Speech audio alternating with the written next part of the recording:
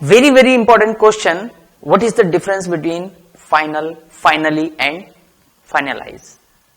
Interview में आपसे most of the time पूछा जाएगा कि इन तीनों में क्या डिफरेंस है, और अगर आप अच्छे तरीके से इसका आंसर दे पाए तो आप एक इंप्रेशन छोड़ सकते हैं सामने वाले के ऊपर, that you have the good knowledge, right.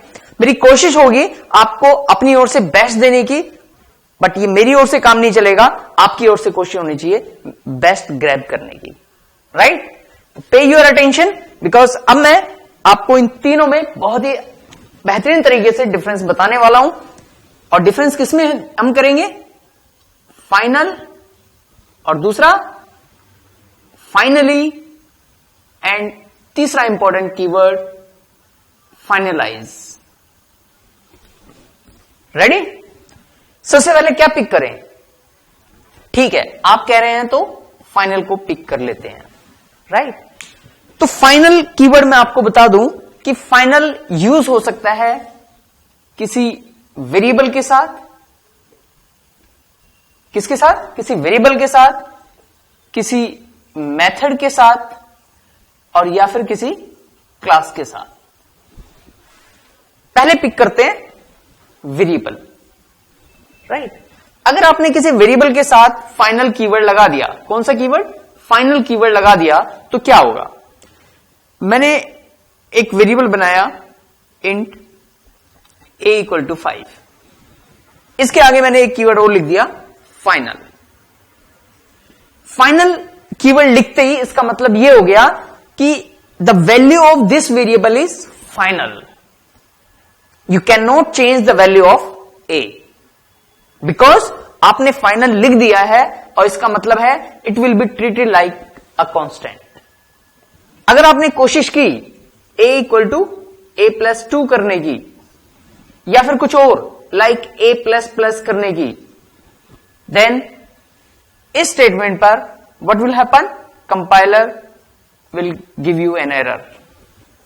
This is the compilation error, because ये डिफाइन हो चुका है, ये डिक्लेयर हो चुका है कि जो वैल्यू ऑफ a है ये फाइनल है, you can not change the value of a। तो फाइनल कीवर्ड का यूज आपने देखा कि अगर आपने वेरिएबल के साथ इसका यूज किया तो कंपाइलेशन एरर देगा। नेक्स्ट पे मूव करते हैं कि फाइनल अगर मेथड के साथ लगा तो क्या होगा, देखते हैं। मैंने पिक किया second option, that is final with method.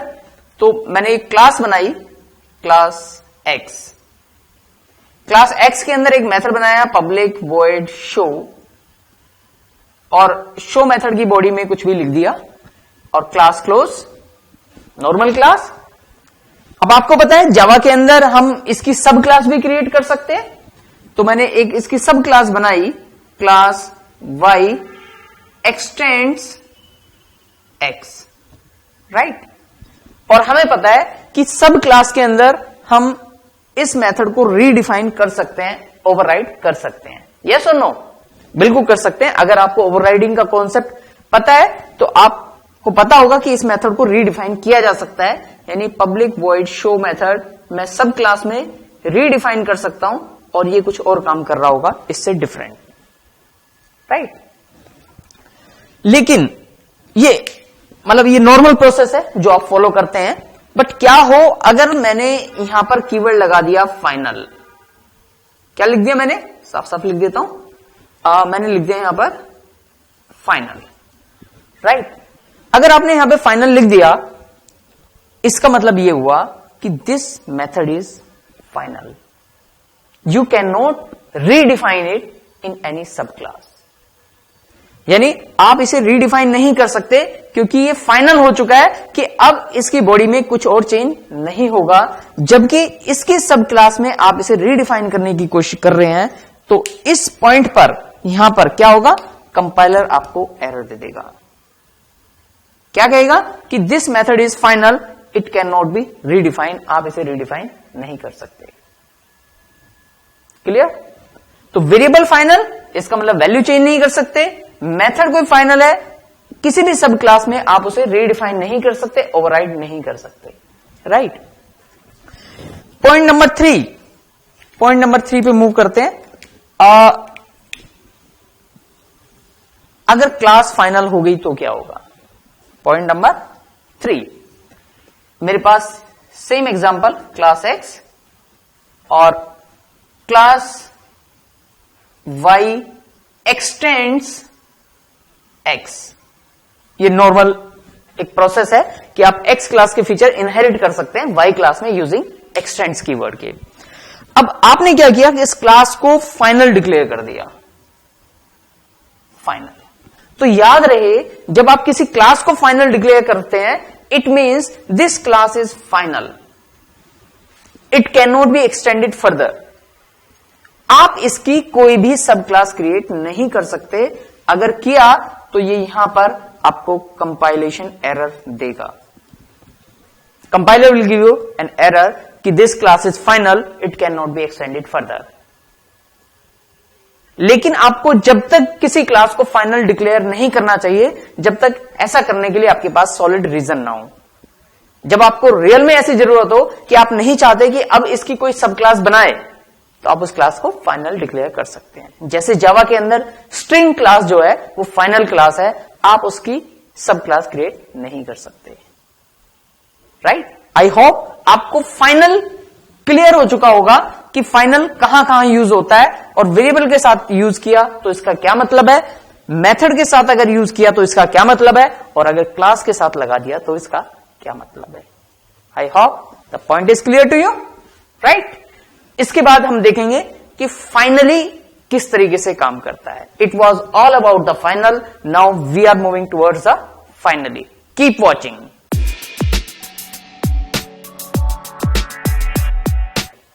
चलिए रेडी होते हैं अगला पॉइंट समझने के लिए। फाइनल कर चुके हैं, now we are moving on finally. तो फाइनली एक कीवर्ड है जो यूज होगा किसके साथ? एक्सेप्शन हैंडलिंग में इसका यूज होता है ट्राई कैच के साथ। आपने देखा होगा कि जब आप एक्सेप्शन को हैंडल करते हैं तो आप सिंटेक्स लिखते हैं ट्राई कैच, और फिर इसके बाद आता है फाइनली। राइट? क्या लिखा मैंने? Try catch and finally. हालांकि एक्सेप्शन हैंडलिंग का कॉन्सेप्ट आप ऑलरेडी हमारी वीडियोस में देख सकते हैं, नीचे दिए गए लिंक होंगे, आप उन पे क्लिक करके और बेटर तरीके से समझ सकते हैं। बट अभी हम फोकस करेंगे सिर्फ फाइनली के ऊपर। थोड़ा सा मैं हिंट दूंगा कि एक्सेप्शन हैंडलिंग के लिए आप ट्राई कैच यूज करते हैं, और एक ट्राई के साथ मल्टीपल कैच आ सकते हैं, लेकिन फाइनली सिर्फ एक ही आता है। और फाइनली ऑप्शनल भी है, यानी दोनों में से एक ऑप्शनल है। दोनों में से एक ऑप्शनल है, यानी आप ऐसा भी लिख सकते हैं ट्राई और कैच। फाइनली नहीं लिखा आपने तो भी एक्सेप्शन हैंडलिंग के अंदर ये परफेक्टली वर्क करेगा। ये भी वर्क करेगा। मैंने बताया दोनों में से एक ऑप्शनल है, यानी आप चाहे कैच लिखो या फाइनली लिखो, आप ऐसा भी लिख सकते हैं try and finally. This is also a perfect code. ये कोई कंपाइलेशन एरर नहीं देगा, but most of the time हम कैच के बाद फाइनली लिखते हैं। राइट? क्योंकि ट्राई वो प्लेस है जहां पर कोई एक्सेप्शन अकर हो सकती है, और एक्सेप्शन अकर होने के बाद आप उसे हैंडल करने के लिए क्या कर रहे हैं, वो कोड यहां पर लिखा जाता है। इसे बोलते हैं एक्सेप्शन हैंडलर। फाइनली कीवर्ड अगर आपने यूज किया है, फाइनली ब्लॉक अगर आपने यूज किया है, तो फाइनली का यूज होता है किस लिए? फाइनल के बारे में कुछ चीजें समझनी जरूरी है। पहली चीज कि अगर ट्राई कैच के साथ फाइनली लगा है तो ये एग्जीक्यूट होगा ही होगा अगर एक बार भी कंट्रोल ट्राई के अंदर गया। क्या कहा मैंने? फाइनली एग्जीक्यूट होगा ही होगा अगर ट्राई के अंदर एक बार भी कंट्रोल गया। अगर एक्सेप्शन आई तो भी फाइनली एग्जीक्यूट होगा, एक्सेप्शन नहीं आई तो भी फाइनली एग्जीक्यूट होगा। कैसे देख लेते हैं। मान लीजिए ये कोड था, कंट्रोल यहां पे मूव किया, ये लाइन एग्जीक्यूट हो गई, ये एग्जीक्यूट, ये एग्जीक्यूट, ये एग्जीक्यूट, ये एग्जीक्यूट, ये एग्जीक्यूट, कोई एक्सेप्शन नहीं आई, तो कंट्रोल कहां मूव कर जाएगा? सीधा फाइनली पे मूव करेगा, कैच को छोड़ देगा, क्योंकि कैच का रोल तब आता है जब एक्सेप्शन आई हो। फाइनली में मूव किया, ये सारा कोड एग्जीक्यूट किया और बाकी का कोड एग्जीक्यूट करेगा। This would be the flow. Scenario number 1 ये था जो मैंने बताया। सिनेरियो नंबर 2 देखते हैं। सिनेरियो नंबर 2 में मान लीजिए कि ये लाइंस एग्जीक्यूट हुई, ये एग्जीक्यूट हुआ, ये एग्जीक्यूट हुआ, ये एग्जीक्यूट हुआ, ये एग्जीक्यूट हुआ और इस लाइन पर एक्सेप्शन आ गई। अब क्या होगा? अब एक्सेप्शन आई तो कंट्रोल यहां पर मूव करेगा और अगर यहां पर एक्सेप्शन हैंडल कर रखी है, यानी जिस टाइप की एक्सेप्शन आई है उसी टाइप की एक्सेप्शन आपने यहां पर दे रखी है, यहां पर वेरिएबल दे रखा है, तो इसका मतलब हम कहेंगे एक्सेप्शन कैच हो गई। अब कंट्रोल यहां मूव करेगा, यहां मूव करेगा, यहां मूव करेगा और इसके बाद फाइनली तो एग्जीक्यूट होना ही होना है। तो ये और फिर बाहर वाला एग्जीक्यूट होगा। राइट। एक तीसरा केस देखते हैं। 2 केस देख चुके हैं। पहले में जब एक्सेप्शन नहीं आई थी, दूसरा केस जब एक्सेप्शन आई और कैच हो गई। कैच हो गई तो ये एग्जीक्यूट हुआ और फाइनली एग्जीक्यूट हुआ और कंट्रोल बाहर आ गया, बाहर वाला भी एग्जीक्यूट हुआ। एक थर्ड केस देखते हैं। हाँ, कंट्रोल मूव किया, ये एग्जीक्यूट, ये एग्जीक्यूट, ये एग्जीक्यूट, ये एग्जीक्यूट, यहां पर एक्सेप्शन आ गई। मान लीजिए इस बार एक्सेप्शन ऐसी आई कि वो कैच नहीं हो पाई, यानी जो एक्सेप्शन आपने यहां पे मेंशन कर रखी थी, ये वाली एक्सेप्शन उससे डिफरेंट थी। अगर डिफरेंट होगी तो इसका मतलब कैच नहीं होगी। फिर क्या होगा? अब तो कोड ब्रेक होगा। लेकिन कोड ब्रेक होने से पहले भी ये फाइनली एग्जीक्यूट करने के बाद कंट्रोल बाहर मूव कर जाएगा। फिर से देखते हैं ये वाला केस कि ये एक्सेप्शन मतलब ये कोड एग्जीक्यूट हुआ, ये 2 लाइन भी एग्जीक्यूट हो गई, यहां पर एक्सेप्शन आ गई। एक्सेप्शन आते ही कंट्रोल कहां मूव कर जाएगा? सीधा फाइनली एग्जीक्यूट करने के बाद बाहर हो जाएगा। बाकी ना कैच एग्जीक्यूट होगा, ना ये एग्जीक्यूट होगा, सीधा अब कोड ब्रेक होगा अगर आपने इसे हैंडल नहीं कर रखा तो। लेकिन देखा आपने कि अगर फाइनली ना होता तो यहीं से कोड ब्रेक हो जाता, लेकिन अगर फाइनली लिखा है तो फाइनली एग्जीक्यूट होने के बाद कोड ब्रेक होगा। I hope the finally is clear to you.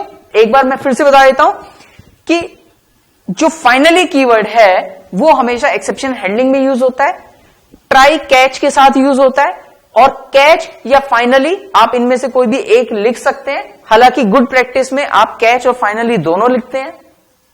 Finally अगर आपने लिखा है तो फाइनली ब्लॉक एग्जीक्यूट होना ही होना है अगर एक बार भी कंट्रोल ट्राई के अंदर गया।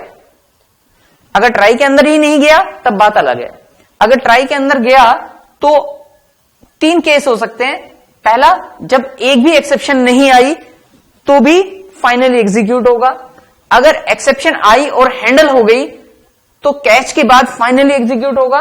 तीसरा केस, जब एक्सेप्शन आई बट हैंडल नहीं कर पाए आप, कोड टर्मिनेट होगा बट फाइनली एग्जीक्यूट होने के बाद। राइट। तो फाइनल क्लियर है। फाइनली कीवर्ड आप एक्सेप्शन हैंडलिंग में यूज करते हैं। राइट। अब मूव करते हैं फाइनलाइज के ऊपर। हालांकि ट्राई कैच फाइनली में बताने के लिए और भी बहुत सारा कुछ है कि अगर मैंने कैच की जगह से फाइनली यूज किया तो इसका इंपैक्ट क्या होगा, अगर ट्राई कैच और फाइनली दोनों लिखता हूं तो क्या फायदा है, कैच के साथ मल्टीपल ब्लॉक आ सकते हैं, उनका क्या बेनिफिट है। राइट। तो लेकिन यहां पर हम इन सब चीजों को कवर नहीं कर रहे। इसके लिए आप एक्सेप्शन हैंडलिंग से रिलेटेड जो टॉपिक है हमारा, आप जब वो देखेंगे तो उसके अंदर आपको ये पूरी एक्सप्लेनेशन मिलेगी। राइट।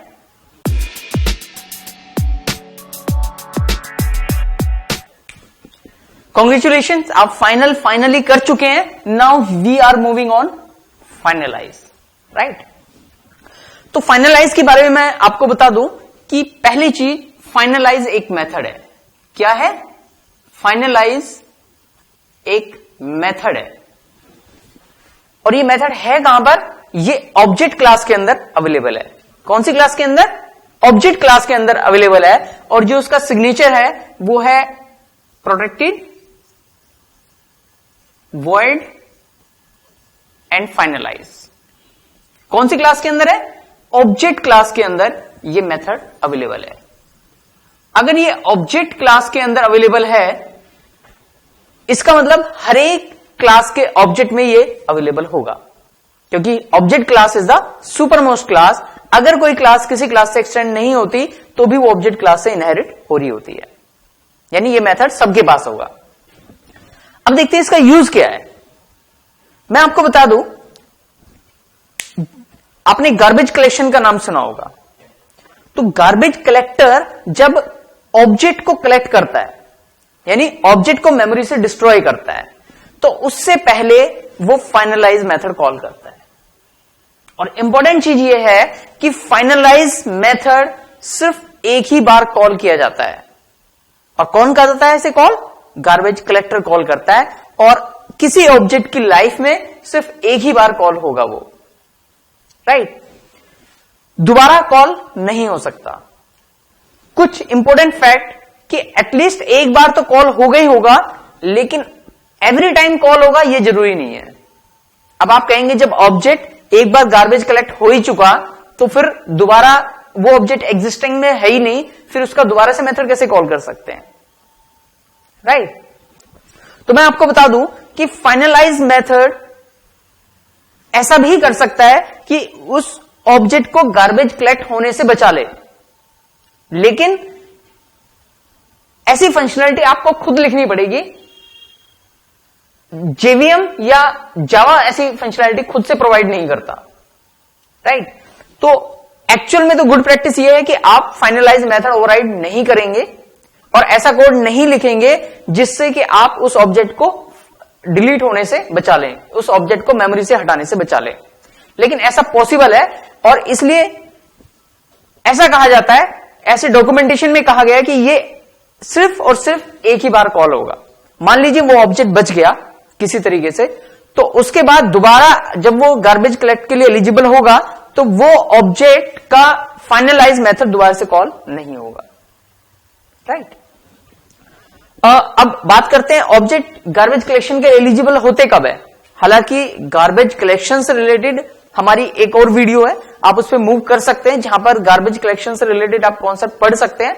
बट अभी मैं सिर्फ थोड़ा सा हिंट दूंगा कि कौन सा ऑब्जेक्ट गार्बेज कलेक्शन के लिए एलिजिबल होता है। मान लीजिए ये आपकी क्लास एक्स है, राइट? इसके अंदर कोई वेरिएबल इंट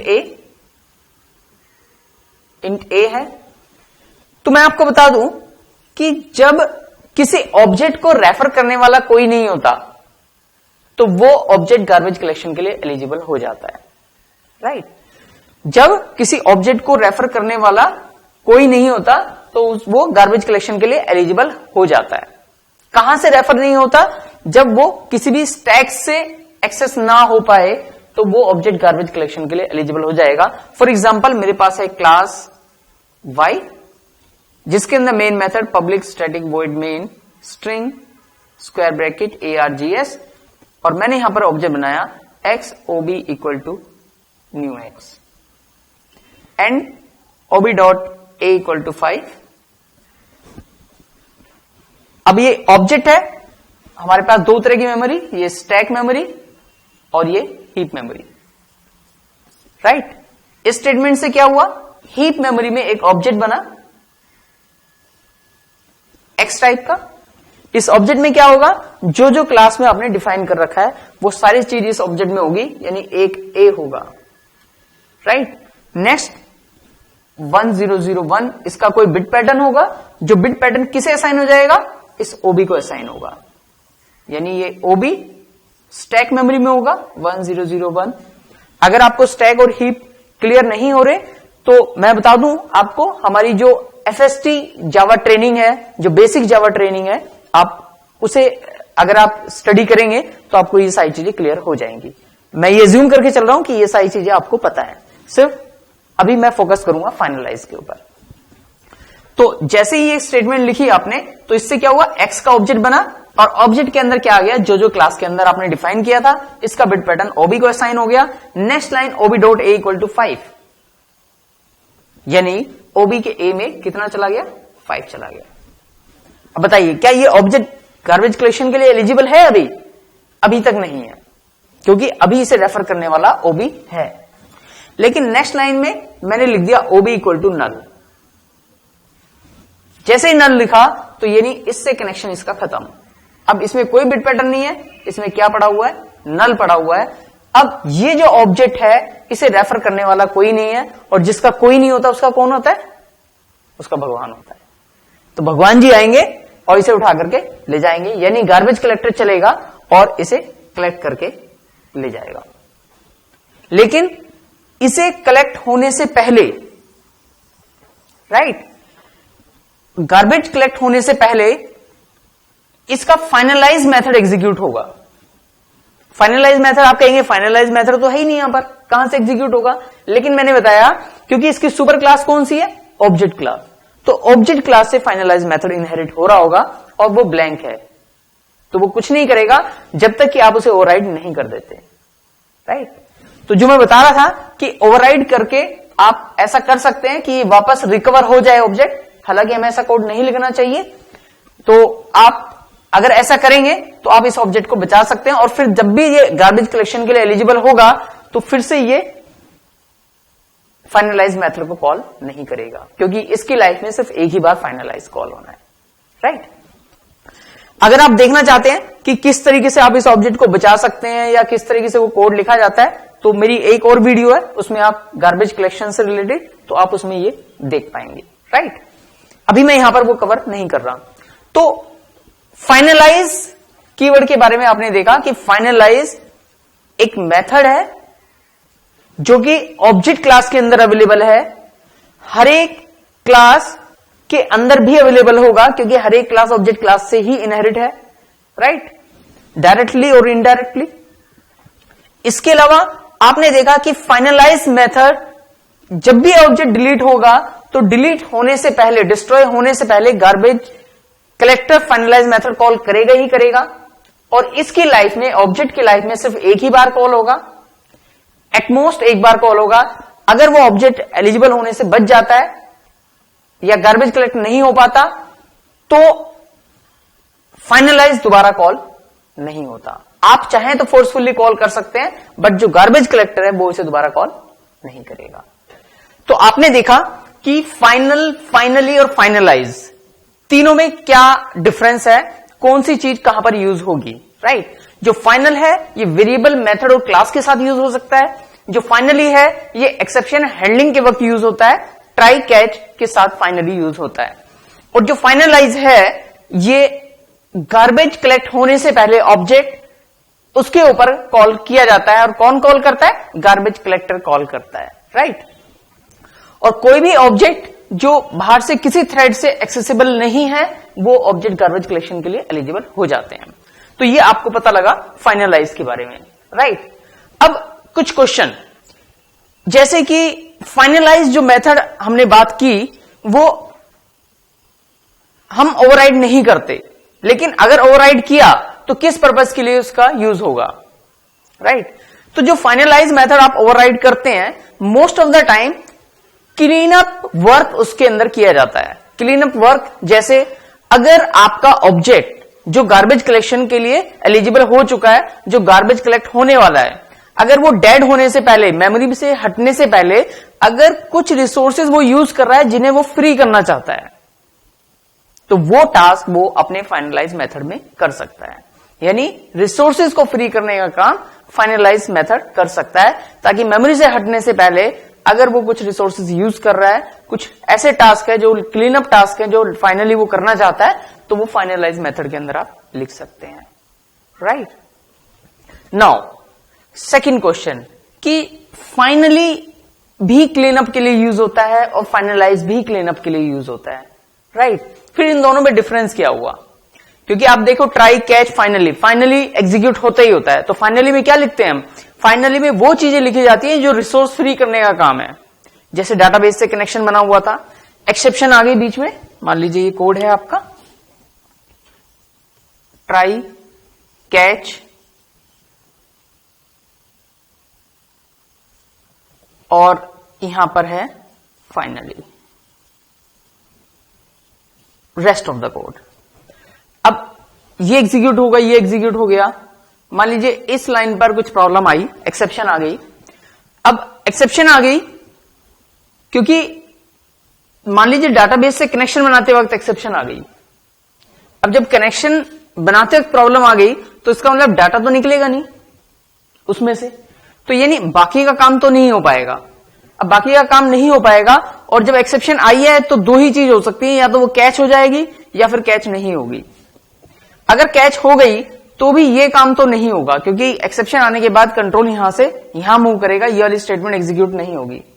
एक्सेप्शन हैंडल हो गई, मान लीजिए यहां पर कुछ ऐसा कोड लिखा आपने कि आपने उस एक्सेप्शन को हैंडल कर लिया। एक्सेप्शन हैंडलिंग में क्या लिख सकते हैं? जनरली हम यूजर को मैसेज देते हैं भाई ये प्रॉब्लम आई है, और फिर वो दोबारा से कुछ ऐसा होगा कि दोबारा से कनेक्शन बनेगा। अगर आपने यहां पर कनेक्शन बना भी दिया तो भी आपको ये कोड दोबारा लिखना पड़ेगा, राइट? यानी कंट्रोल वापस यहां पर नहीं जाता है। जिस लाइन पर एक्सेप्शन आ गई उसके नीचे वाला कोड एग्जीक्यूट नहीं होगा और एक्सेप्शन कंट्रोल यहां पर शिफ्ट हुआ जैसे ही, तो दो ही चीज हो सकती है, या तो कैच कर ली जाए उस एक्सेप्शन को या कैच ना हो। अगर कैच हो गया तो ये वाला कोड एग्जीक्यूट होगा, ये वाला फिर भी नहीं होगा। यानी ऐसा हो सकता है कि यहां पर आपने कुछ कनेक्शन बनाए हो और कुछ कनेक्शन ना बनाए हो, राइट? तो इस समय आपको क्या होगा कि आपकी कोशिश होनी चाहिए कि ये चीजें फ्री हो जाएं। लेकिन फ्री होगी कैसे? क्योंकि आपको तो पता नहीं है कि एक्सेप्शन कैच होगी या नहीं होगी। अगर कैच हुई तब तो बाकी का कोड एग्जीक्यूट होगा, अगर कैच नहीं हो पाई, किसी वजह से ऐसी एक्सेप्शन आ गई कि कैच भी नहीं हो पाई, तो कोड पूरा पूरा ब्रेक होगा। लेकिन एक्सेप्शन कैच हो या ना हो, आपकी रिस्पॉन्सिबिलिटी है कि जो रिसोर्सेज आपने यूज किए हैं आप तो उन्हें तो कम से कम फ्री कर ही दे। तो ऐसा ब्लॉक सिर्फ फाइनली है जो एग्जीक्यूट होगा ही होगा। ट्राई में गया तो भी फाइनली एग्जीक्यूट होगा, ट्राई में गया और एक्सेप्शन नहीं आई तो भी फाइनली एग्जीक्यूट होगा, ट्राई में गया और एक्सेप्शन आ गई और कैच हो गई तो भी फाइनली एग्जीक्यूट होगा, और ट्राई में गया और एक्सेप्शन आई बट हैंडल नहीं हो पाई तो भी फाइनली एग्जीक्यूट हो गई होगा। यानी अगर आपका काम हो चुका है, अगर आपका काम नहीं हुआ है, अगर हुआ बट हैंडल हो गई एक्सेप्शन, लेकिन करने के बाद फिर से आपको रिसोर्सेज फ्री करने हैं, तो ऐसे काम आप फाइनली के अंदर लिख सकते हैं जहां पर आप रिसोर्स फ्री करने का काम कर रहे हैं। ऐसा ना हो वो रिसोर्सेज बाउंड ही रह जाएं, राइट? तो इसलिए फाइनली का यूज होता है रिसोर्स फ्री करने का। ऑब्जेक्ट के अंदर फाइनलाइज रिसोर्स को फ्री करने का काम करता है, बट आपने देखा कि फाइनली यहां पर तभी एग्जीक्यूट होगा अगर ट्राई ब्लॉक के अंदर कंट्रोल गया। अगर ट्राई ब्लॉक के अंदर ही कोड नहीं गया, कंट्रोल नहीं गया, तो फिर फाइनली एग्जीक्यूट नहीं होता है, राइट? तो ऐसे रिसोर्स जो ट्राई के ऊपर डिपेंडेंट है उन्हें तो आप फाइनली में फ्री कर सकते हैं, लेकिन जो रिसोर्स आप चाहते हैं कि जैसे ही ऑब्जेक्ट खत्म हो तब फ्री हो जाए, वो आप फाइनलाइज के अंदर लिख सकते हैं, राइट? तो फाइनली एंड फाइनलाइज के अंदर आपको पता लग गया कि कैसे रिसोर्स फ्री करने का काम हम करते हैं। एक क्वेश्चन और है कि फाइनलाइज मेथड अगर आपने ओवरराइड किया, अगर फाइनलाइज मेथड आपने ओवरराइड किया, हमने ये कहा था कि फाइनलाइज मेथड ऑब्जेक्ट के लाइफ में एक बार कॉल होगा। मान लीजिए वो एक बार कॉल हो रहा था, पूरा एग्जीक्यूट नहीं हो पाया, बीच में ही एक्सेप्शन आ गई, अब क्या होगा? अगर फाइनलाइज मेथड पूरा कॉल नहीं हो पाया और एक्सेप्शन आ गई बीच में, और ऐसे एक्सेप्शन जिसे हैंडल नहीं कर पाए, अगर हैंडल हो गया तब तो पूरा कॉल हो ही जाएगा, और अगर नहीं हो पाया तो भी ऐसा कभी नहीं होगा कि जेवीएम फाइनलाइज मेथड को दोबारा से कॉल करे। फाइनलाइज मेथड एक ऑब्जेक्ट की लाइफ में सिर्फ और सिर्फ एक ही बार कॉल होगा, उसके बाद फाइनलाइज मेथड कॉल नहीं होता है। I hope all things are clear to you, right? All the best.